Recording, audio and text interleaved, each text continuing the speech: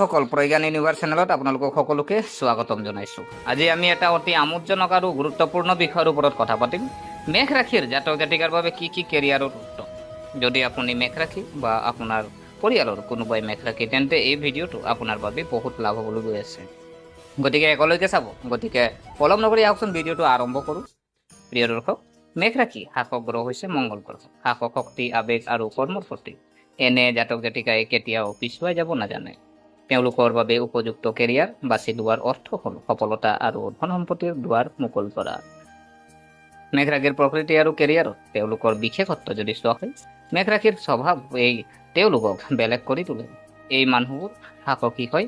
তেওঁলোক নেতৃত্বৰ দক্ষতা বিশেষজ্ঞ, আপোনাৰ দ্ৰুত সিদ্ধান্ত গ্ৰহণকাৰী, পৰিৱৰ্তনৰ দৰে ৰিস্ক ল'বলৈ ভয় নকৰে। অৰ্থাৎ কেৰিয়াৰত যদি দুঃসাহসী, প্ৰত্যাহ্বান আৰু দায়িত্ব থাকে, তেন্তে মেষ ৰাশিৰ জাতক জাতিকাৰ বাবে তাত জিলিকি উঠে। জ্যোতিষৰ দৃষ্টিকোণৰ পৰা কেৰিয়াৰ নিৰ্বাচন কেৱল ৰাশিৰে নহয়, লগ্ন, দশা, নক্ষত্ৰ আৰু গ্ৰহৰ অৱস্থান কেৰিয়াৰৰ বাবে গুৰুত্বপূৰ্ণ।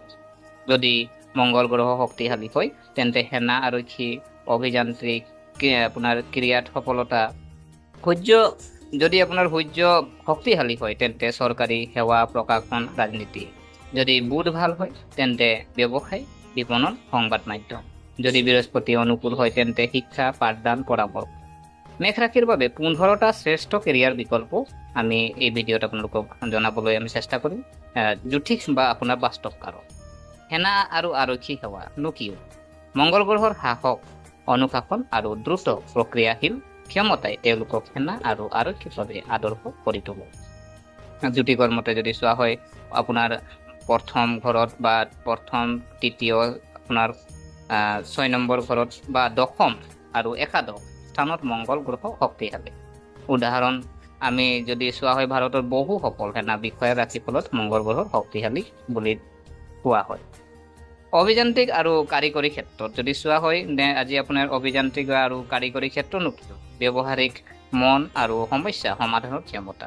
জ্যোতিষৰ মতে বুধ আৰু মংগল গ্ৰহৰ ভাল সংমিশ্ৰণ। আৰু বিশেষজ্ঞতা আপোনাৰ যান্ত্ৰিক, অসামৰিক, বৈদ্যুতিক, কম্পিউটাৰ, অভিযান্ত্ৰিক। ক্ৰীড়া আৰু এথলেটিক্স আপোনাৰ কিয়?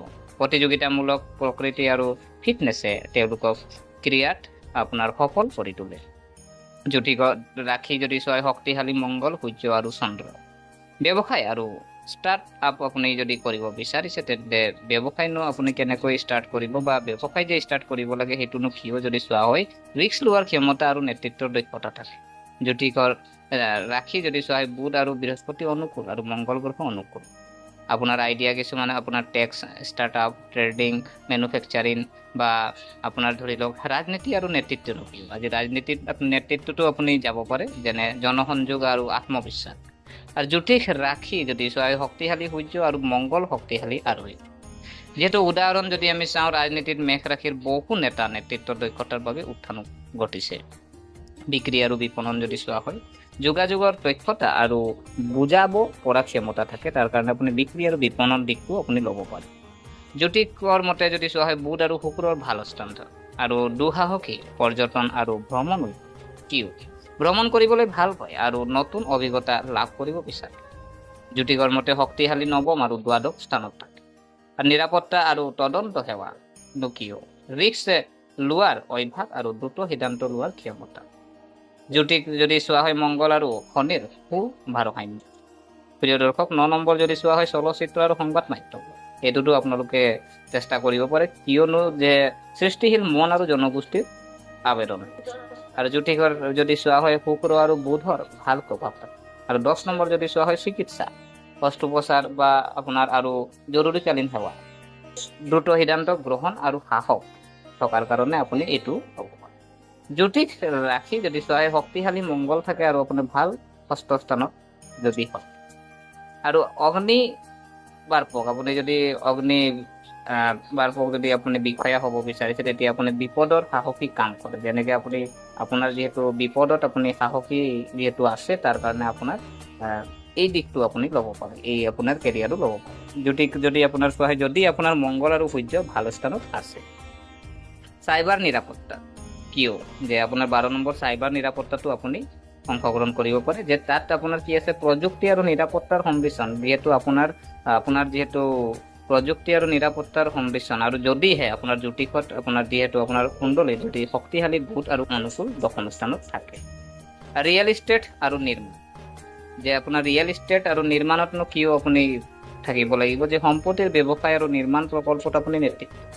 আৰু আপোনাৰ জ্যোতিষত যদি আপোনাৰ চোৱা হয়, যদি আপোনাৰ জন্ম কুণ্ডলীত আপোনাৰ মংগল আৰু শুক্ৰ যদি সংমিশ্ৰণ আছে, আৰু শিক্ষা আৰু প্ৰশিক্ষণ 14 নম্বৰ যদি চোৱা হয়, শিক্ষা প্ৰশিক্ষণৰ দিশটোও আপুনি ল'ব পাৰে।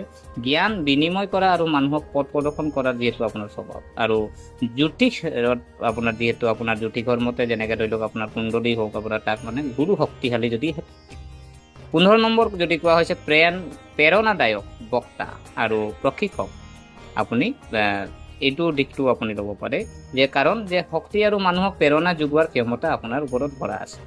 আৰু আপোনাৰ কুণ্ডলী যদিহে সূৰ্য আৰু গুৰু অনুকূল আছে, আৰু আপুনি পৰিহাৰ কৰিবলগীয়া কেৰিয়াৰ আৰু অতি ৰুটিন আৰু বিৰক্তিকৰ কাম, কেৱল কাগজ পত্ৰ বা লেহেমীয়া প্ৰক্ৰিয়াৰ কাম, য'ত স্বতন্ত্ৰতা সিদ্ধান্ত লোৱাৰ কোনো সুযোগ নাই।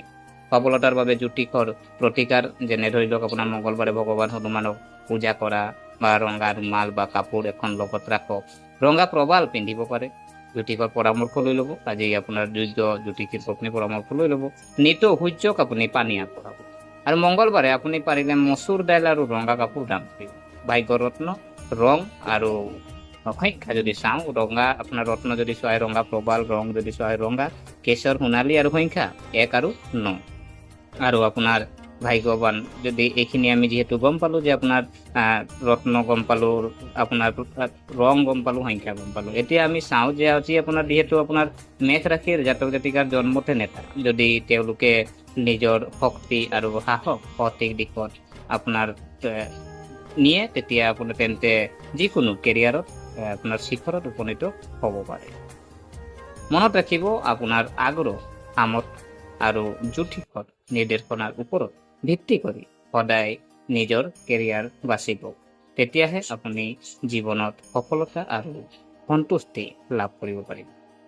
গতিকে প্ৰিয় দৰ্শক, এয়া আছিলে যিহেতু আজি আপোনাৰ মেষ ৰাশিৰ আপুনি কেৰিয়াৰত কিনো আজি আপোনাৰ ল'লে, আপোনাৰ যিহেতু আপোনাৰ কুণ্ডলীত আপোনাৰ কি গ্ৰহ আপুনি আছে, তাৰ ওপৰত আপুনি যিহেতু কৰি পেলানি আপুনি এই দিশটো আপুনি ল'ব পাৰে, যিখিনি মই ক'লোঁ আজি 15টাৰ ওপৰত যিহেতু আমি আলোচনা কৰিলোঁ। তো আজি আপোনাৰ এই ভিডিঅ'টো যদি আপোনালোকৰ অলপো আপুনি লাভান্বিত হৈছে, তেনেহ'লে ভিডিঅ'টো লাইক এটা, কমেণ্ট এটা কৰিব, আৰু আমাৰ চেনেলটো যদিহে আপোনালোকে ছাবস্ক্ৰাইব কৰা নাই, অনুগ্ৰহ কৰি ছাবস্ক্ৰাইব কৰি আমাক উৎসাহিত কৰিব বুলি আশা থাকিলে পুনৰ লগ পোৱাৰ প্ৰতিশ্ৰুতিৰে আজিলৈ আমি বিদায় মাগিলোঁ। ধন্যবাদ।